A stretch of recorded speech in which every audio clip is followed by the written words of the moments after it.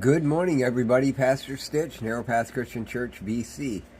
Technical glitch there. Apparently, my thumb didn't want to move my screen in the right direction and started my countdown thing over again.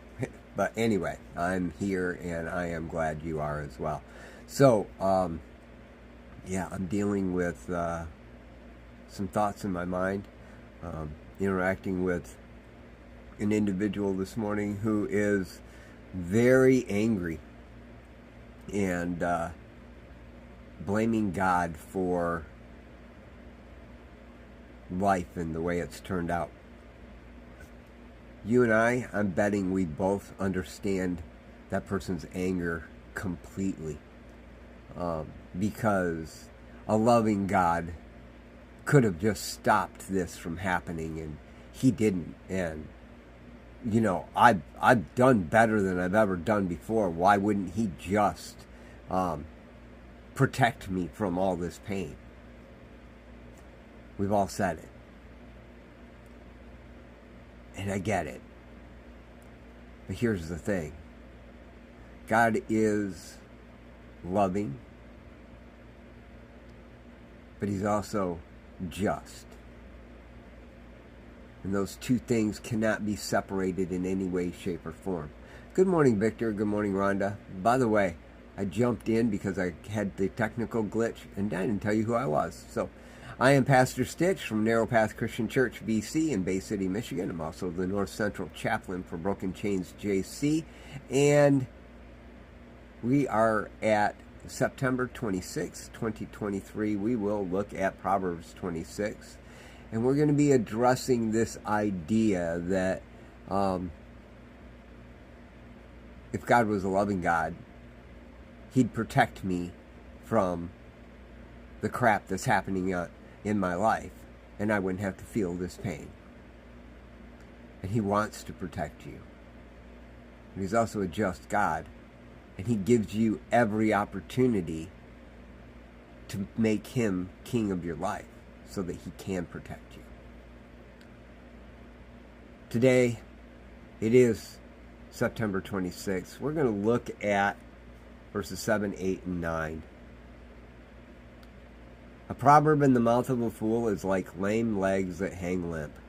Giving honor to a fool is like binding a stone in a sling.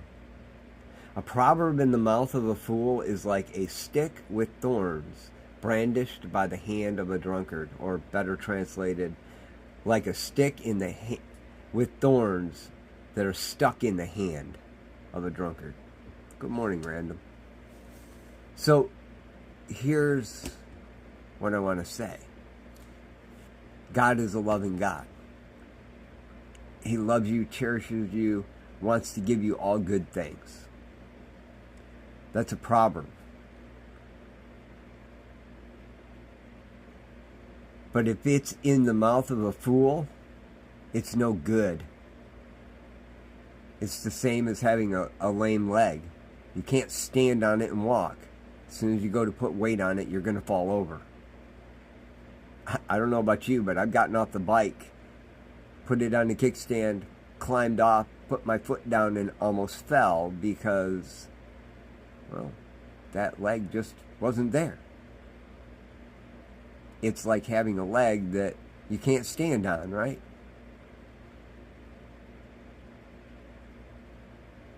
It's like taking a proverb and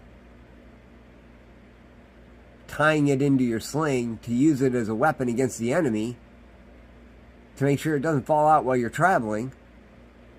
But when you go to throw the rock with the sling, it just comes back and smacks you in the face because it didn't leave the sling. A proverb in the mouth of a fool is like a stick that has thorns, and they're stuck in your hand, and you're bleeding from it. Yes, God is a loving God. He wants to give you all good things. That is a true and proper proverb. But it's not all of it. God is also a just God.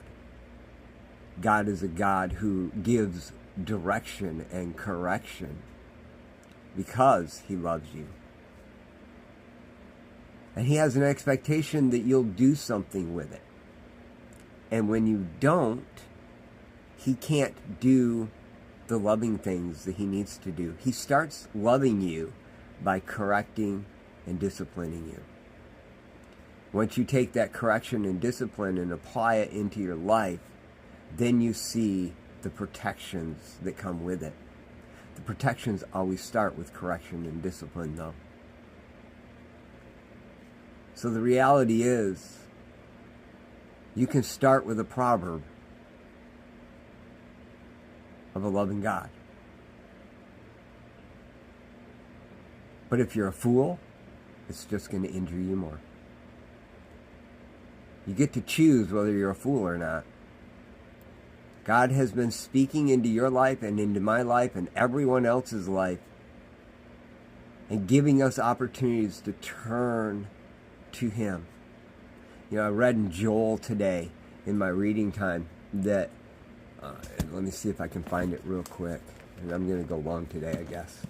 I read in Joel today as I was reading that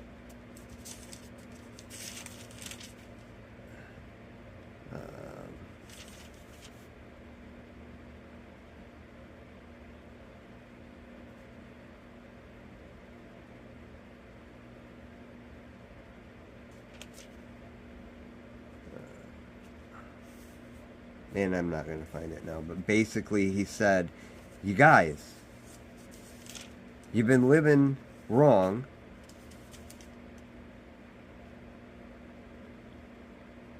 but all you got to do, even now, is turn to me. Take the simple correction and apply it to your life. And I'll take what the locusts have, I'll give you back what the locusts have taken. I'll give you back your life. He can and will. But you got to accept the first part of his love. I've got to accept the first part of his love. We've all got to accept the first part of his love. That is correction and discipline. Guys, I love y'all. I know sometimes my messages are hard, but I know they're also timely, at least for me, and I'm sure for many of you as well. I love y'all. Hope you have a great day. God bless.